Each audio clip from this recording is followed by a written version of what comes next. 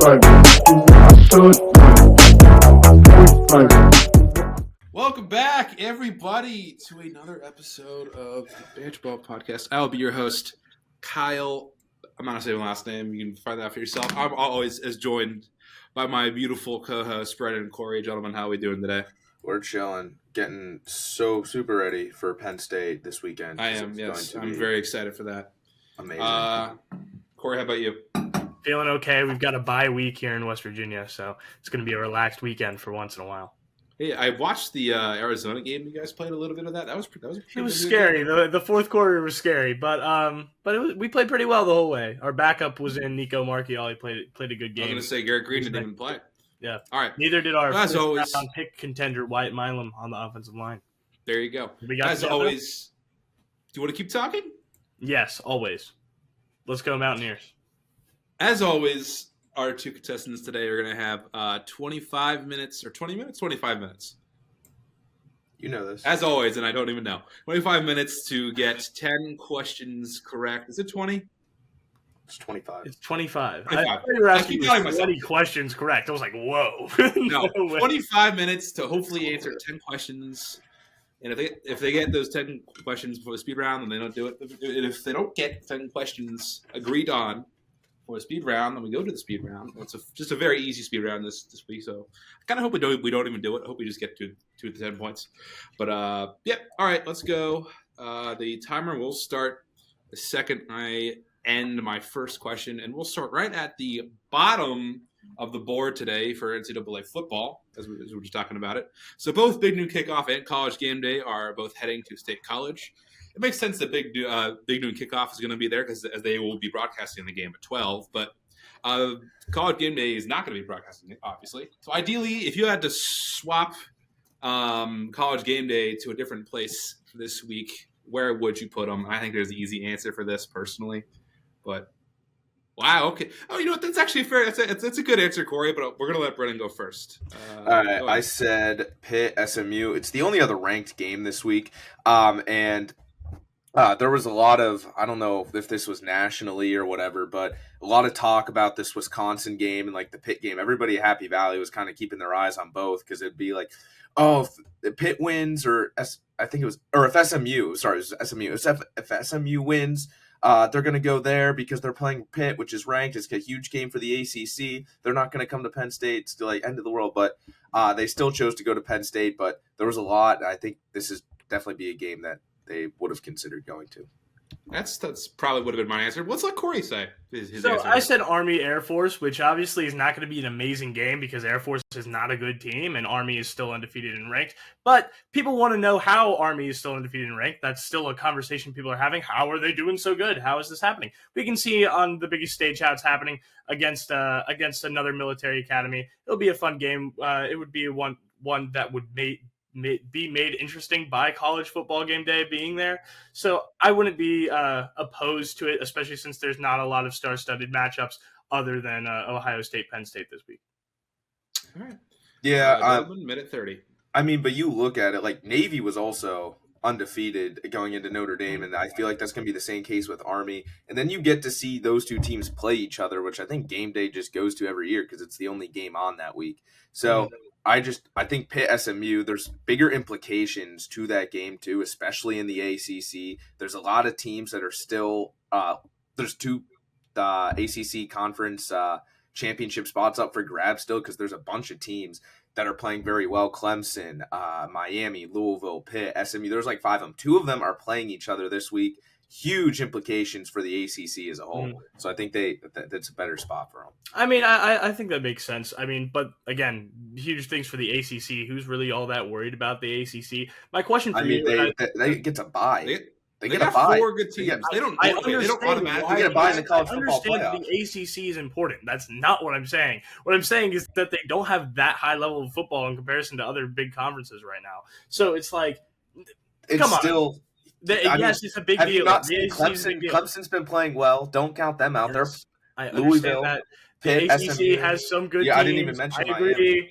Miami's good. They have a top 7 team in the top 6, I believe, team in the country. Look, Brennan, I probably agree with. I definitely 10 agree with you seconds. that this is going to be the second best game of the week. Probably. I mean, it's the only other ranked matchup, like you said. But I mean, my question for you is, if you get an announcement like, oh, College Game Day is going to Pitt SMU, are you really bound to remember that, or are you going to remember that they're going to Army to see Air Force? All I right. feel like it's a little bit more exciting news Gentlemen. to go Army Air Force. I don't But- know. but- It's not. I don't even think, because they do try to go to a group of 5 game. It's just not. I don't even think that's the group of 5 game. I think on the basis of you saying that they go to Army Navy already, I think I would rather them go to Pitt SMU. I think I agree. Although, Korey, I do like your claim, and they do go to Army Navy, but it's never actually on campus. So that would be interesting to go to Army or Navy specifically. But my answer probably would have been Pitt SMU for that. So we'll agree there. Very nice, very cool. Let's go. We'll stay on football, but we'll go to the National Football League. We're about halfway through the season here. Just to you, we understand that the Jets won last week, but still could be an answer here. Who do you think is the biggest disappointment this season so far?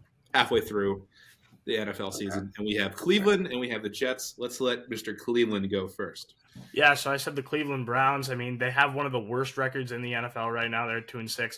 They were pretty solid last season. I mean, obviously they have a much different situation having Deshaun Watson run things quarterback. And I mean, everybody's just been pretty disappointed.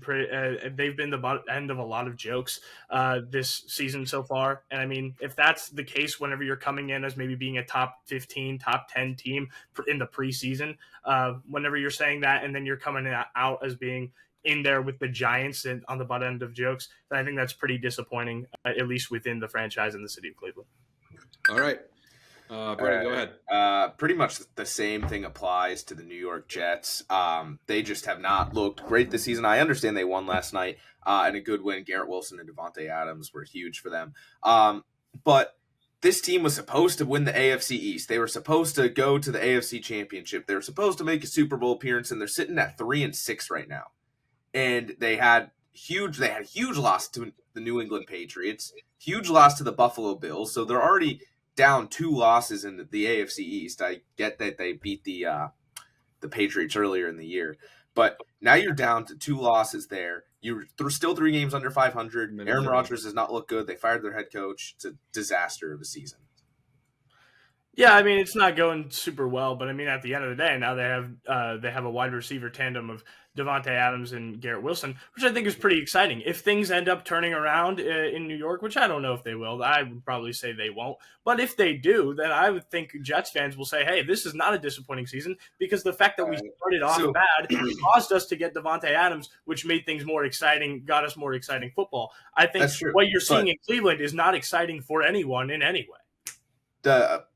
Correct me if I'm wrong, but isn't Cleveland also not coming off of a win? Didn't they just beat the Baltimore Ravens with Jameis Winston? Yes, and guess how many wins they have? 2 wins. If the Jets lost last night, they would have had 2 as well. Look, I understand that, but going into the season, what team did you have higher expectations for? The Jets or the Browns? Probably the Jets, but I mean, I don't think it's by a major amount either. I think Cleveland is a lot worse. I think Cleveland is more of a mess right now by a significant threshold than the Jets. Cleveland's always a mess. Like, let's be honest here. I get the Jets are too, but the Jets are in New York City. They have a better roster than the Browns right now.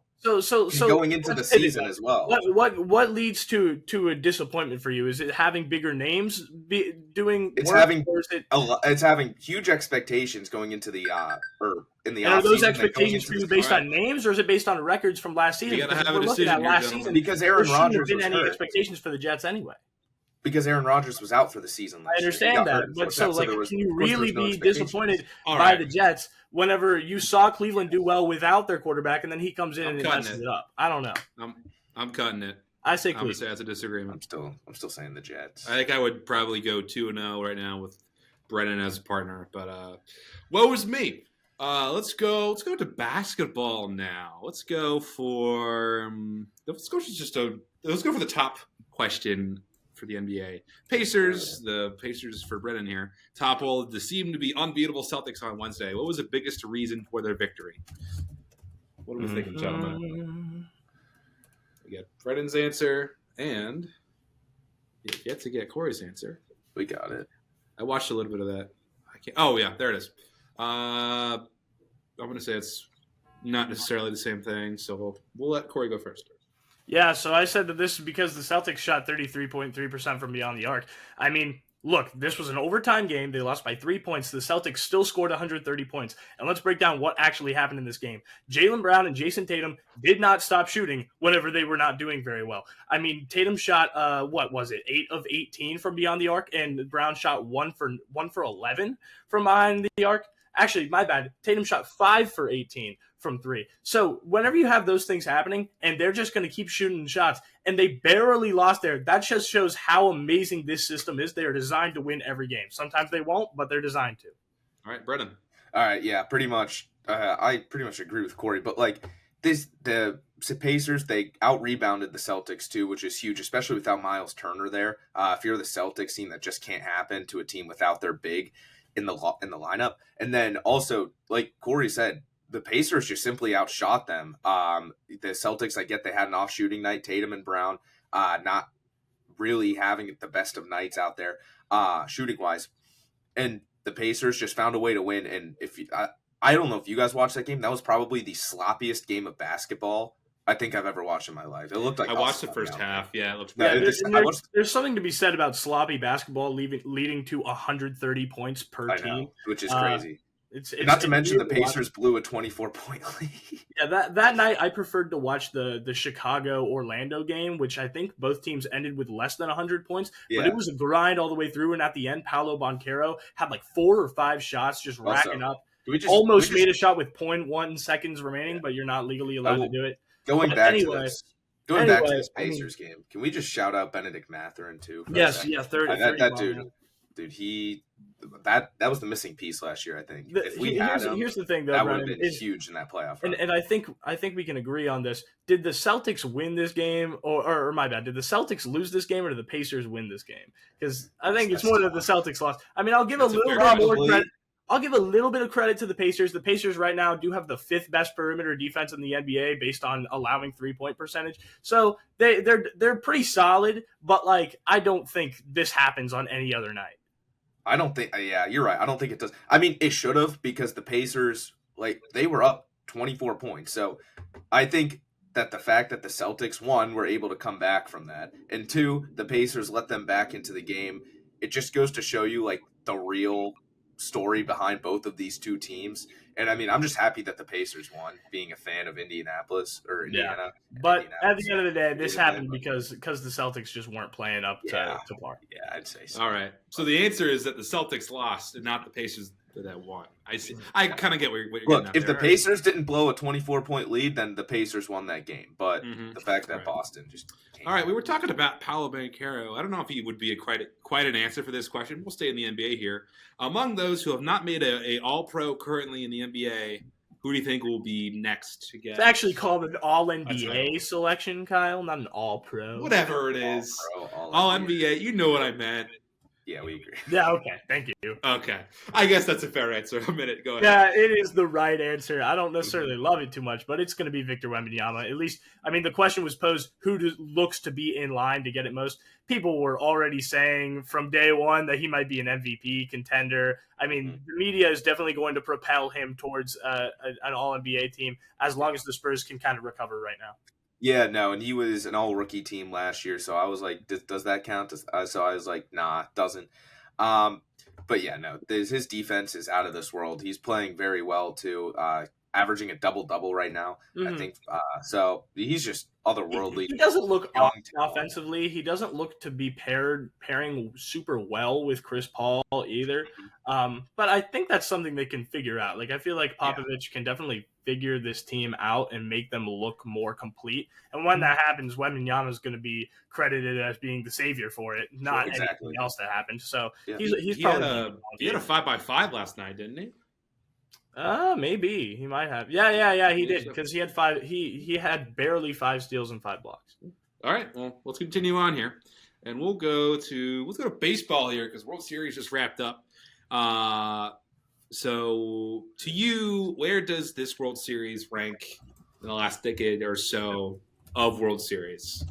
And I would imagine pretty low. Yeah. Towards the bottom. That's 10.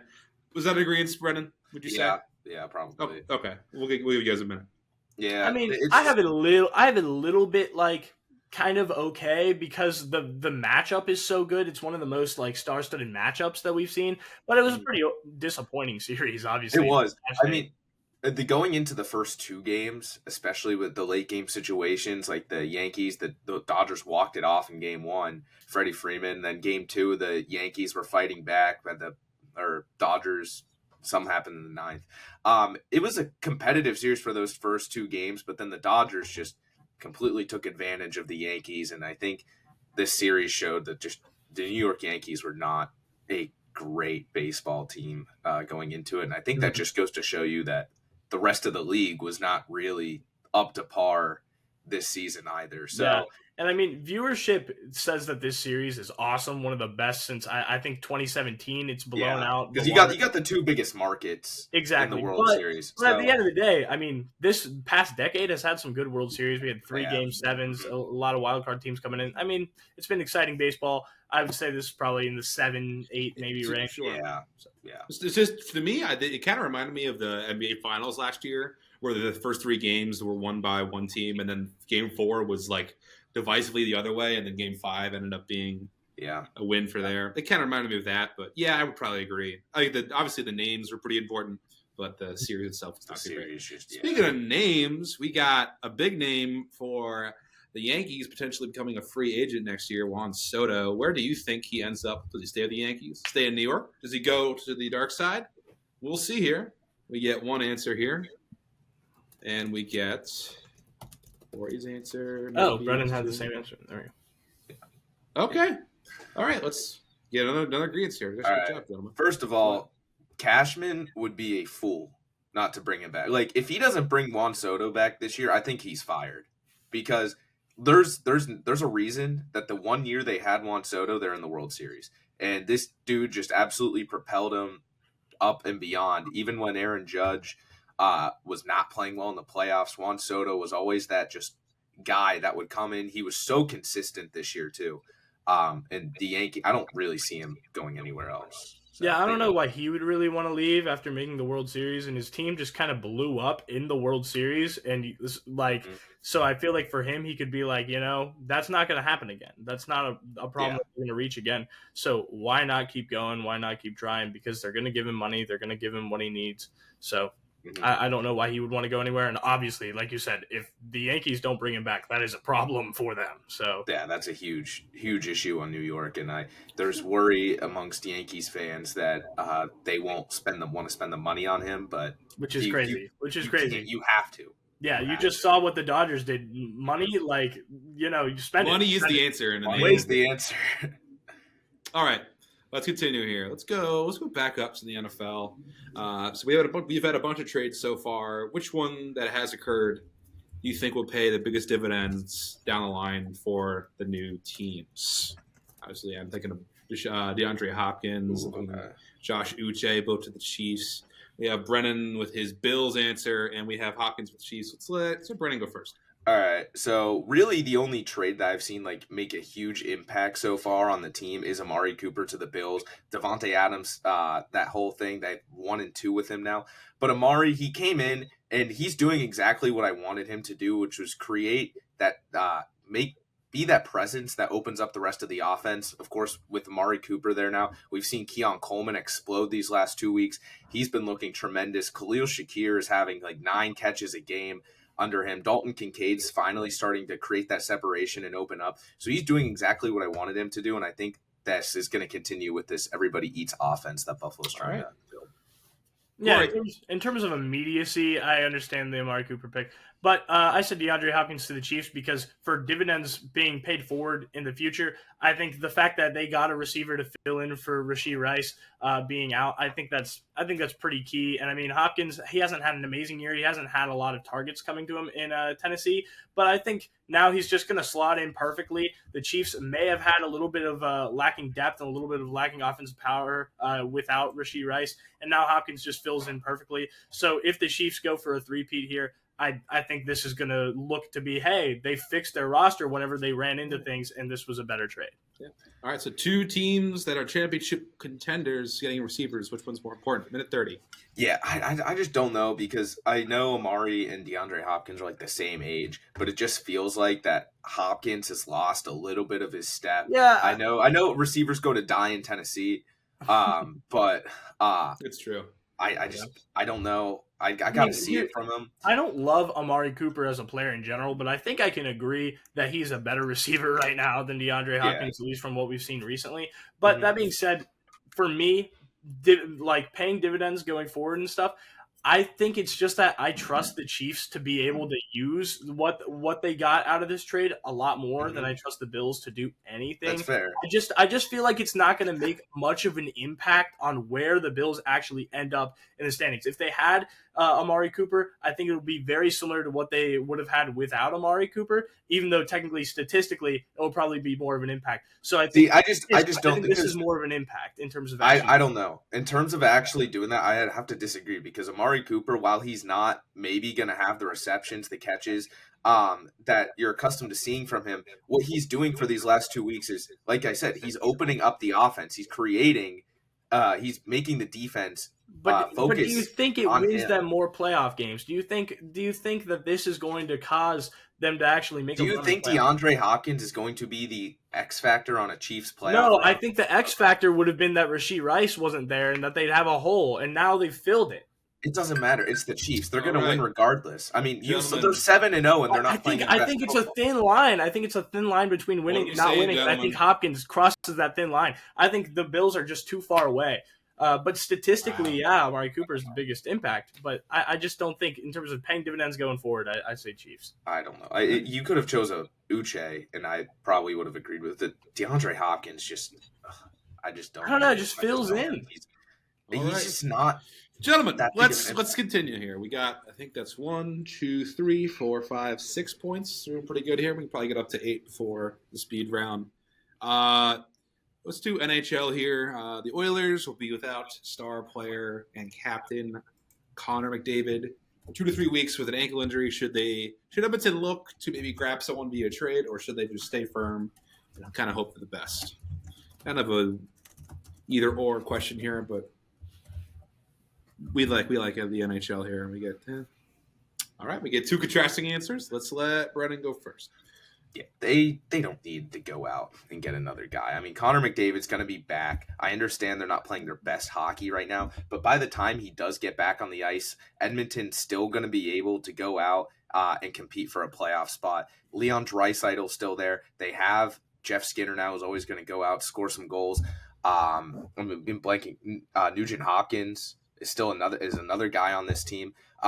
They just have a bunch of players right now, and McDavid going down, I don't think really impacts them in the long-term future. So, as always, you should be doing your due diligence as a GM, but it's not urgent. Korey. Key phrase there that Brennan just said was compete for a playoff spot. The fact that you had a team that just made the Stanley Cup Finals, and now they kind of have to compete to make it back to the playoffs to even begin with, because that's kind of what the nature of the NHL is. I think you got to make some trades. You got to do some things. Just like I was talking about with a small thing with Rashee Rice going out, and you got to fill in with DeAndre Hopkins. You have a big hole left by Connor McDavid. You got to do a little bit of something. I agree that it's not going to be anything major. I think they'll be okay whenever he comes back. But since you're already on such thin ice in the NHL all the time anyway, I think you really gotta make some trades to make sure that you secure that playoff position. Minute 30. Yeah, I just don't. It's not urgent. Like I said, it's, as always, you should be doing that. It's just not an urgent thing right now. And I still believe that Edmonton's going to get into the playoffs. And so I don't when you say urgent, do you mean in terms of time or in terms of like trying to give up too much? Because I agree they shouldn't be trying to risk too many of their things to get stuff back. Like, I agree that they shouldn't be trying to trade. But in terms of urgency, I think they got to do this now so that they can pick up a few wins now. And then I think they can. I think they still have the roster to go out and get a few wins now. Like McDavid, he's the best player in the league. There's no doubt about it. But the way this Oilers team is set up, I think they just beat the Predators yesterday 5-1. So I think they can go out He's only out a couple of weeks. They can still go out, get a couple wins. It's just like the Indiana Pacers from the other night. Like they go out, they get a couple wins without Miles Turner. That'd be huge. I don't think that they need to go out and make Pacers winning without Miles Turner is like very different from the Oilers winning without their literal identity of the team. I mean, I understand that the play style of the Oilers in a lot of ways mimics how Connor McDavid plays, so they still kind of have that. But like overall, I think you got to do something. I feel like, but maybe at the trade if you're talking in terms of urgency and saying like don't make any way too early. Trades, I agree, don't do anything major. But if you can find something to make happen, I'd do it. I wouldn't do it now. I at the trade deadline maybe, but it seems way too early in the season. Like are you okay with that answer, Korey? 11 games in. Trade deadline is deep. I think you start looking for trades now. Like I think you start listening to offers now. You can start, but I don't think you pull the trigger. I don't think you pull the trigger right now because, like you said, they just won 5-1 over Nashville the other night. All right. So I think you can hold off a little bit, but I think you got to start considering, hey, how does this impact our playoff odds? You should be doing your due diligence. That's what I said. All right. 1, 2, 3, 4, 5, 6, 7. So we'll get to 8 here, gentlemen. Give you a on time down here. I'll let you guys decide. Would you rather do college football, NBA, or NFL? Well, I did not do the college football question because I just completely didn't see it. Yeah, let's do that one then. The college football one then. Let's go back to the NBA. I like the NBA. Okay. So Bronny James Jr. finally got his first points in the NBA against the Cavs. So the Lakers continue his stint with the top team, or should he probably go down to the G League? I didn't really fully answer this question. Yeah, I agree with Korey. All right. Yeah, All right, so the question, the way it was posed to us, written down, was should they keep playing Bronny James? I wouldn't even really say they're playing Bronny James right now anyway. They played him 5 minutes. The 2 games that they played him were the opening night and whenever he went home to his hometown and they were losing by 20 points in Cleveland. I mean, why not? Why not let them share those moments? And honestly, at the end of the day, in terms of development, I do truly believe that Bronny James is learning more from being on an NBA team and going through NBA practices than going through the motions in the G League. Yeah, no, that's fair. But like he didn't play horrible, honestly, in his short time. Because he didn't have time to play horrible. He didn't. I mean, no. He wanted to. He recorded 2 assists, a steal. It wasn't bad. So when he's looking like a basketball player, and I mean, I think the more that you play with good basketball players in practice, the more you're going to fit in going forward. I think LeBron knows that his son is probably not going to be a superstar in the league, so he's trying to get in early now so that he can be a player that plays for a long time. And are you guys saying professional early? Yeah. Are you guys saying that he should continue to stay with the LA Lakers, or should he maybe be sent down in the G League? Unless he should a player in the G League that's like going off for them right now. That's averaging 20 a game or something. Then I think give him some opportunities to get more playing time in the G League. Like if they want to see how he plays in like a full game, stamina, those sorts of things, play him a few games in the G League. But overall, why not keep him on the roster? You signed him to a 4-year deal. Hit him on the all right. NBA roster. I think that's 8. So you guys are only going to have to get 2 of these speed round questions. Not bad, right? Yeah, good little return here. So this is a very easy speed round. It's just who has more. I'm going to pick a certain stat in sports: home runs, passing yards, anything like that. And I'm going to give you two dudes, and you're going to have to say who has more of a particular stat that I choose. Let's go for passing yards. Who do you think currently has more passing yards, or just all time, I guess? Ryan Tannehill or Ryan Fitzpatrick? So career passing yards. Career passing yards. 2 Ryans. Didn't even mean to do it. I think Fitzmagic, man. I think so. I have no idea. I mean, probably. I think he's played. He played longer. He's played a lot. How long is Tannehill in the league? I had 20.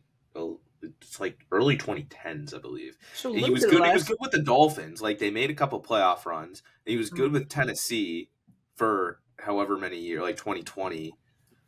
The thing that makes me lean towards Fitzpatrick is like he had a couple of seasons like towards the end of his career where it's like where he had some big games and big seasons. But I think even in those times, now that I think about it, Tannehill was still like consistently like a pretty mid quarterback, and that might make Tannehill be it because he was more consistent in a starting role for a longer time. This is tough.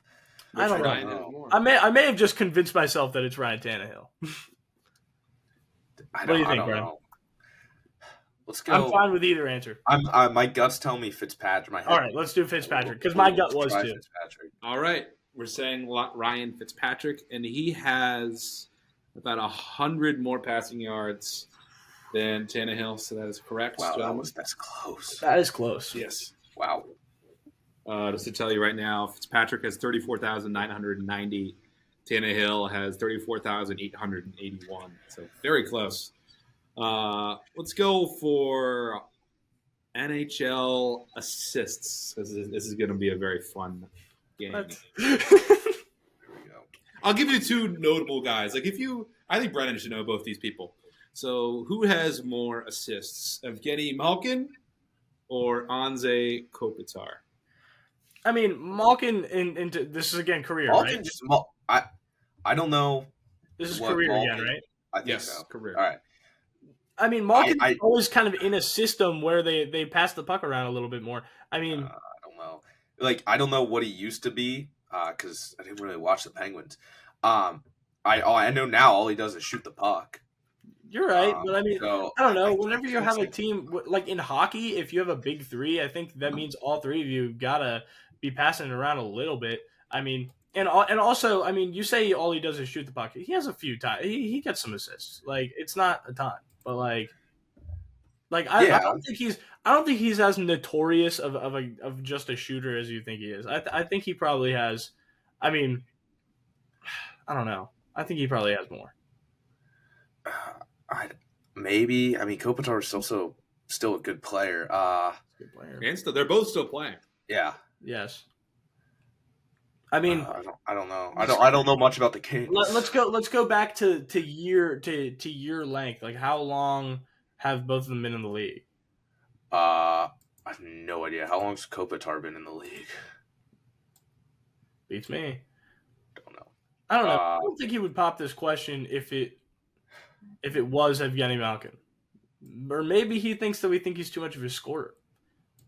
I don't know. We can go Malkin. I know Malkin's been in the league. We can go Malkin. Let's go Malkin. If that's what you're doing. All right, we're saying Evgeny Malkin has more assists than Anze Kopitar, and you would be correct. He has 9 more all time. They had actually been in the league about the same time. They both entered in 2006. He has Malkin has 809. Anze Kopitar has a flat 800. So we have achieved Nirvana here at Kirkpatrick. What are we doing? Banter Ball Podcast. Who knows? We have achieved the 10 points. Congratulations, gentlemen. I hope we had a good time. I've been your host, Kyle, obviously Brennan and Korey. I don't know which side they're going to be with me on the recording. Right now, they're both over here. But probably what it's going to be for go ahead and follow us on all of the social links, Instagram, Spotify, all of what was the funny one that we said first last week? LinkedIn, yeah. All the things down below. Gentlemen, do you have anything else to say? We should start posting on Twitter more, and the way that we're going to start posting on Twitter more is if you guys interact with us more on Twitter. So let's add us on Twitter. I don't know. Go follow me personally on Twitter too. Me too. I'm fun. And me. I don't just West Virginia football, West Virginia basketball content, Penn State basketball content. Absolutely. Just Bills, Sabres, Pacers, Pirates too. So all right. There you go. We'll see you guys later.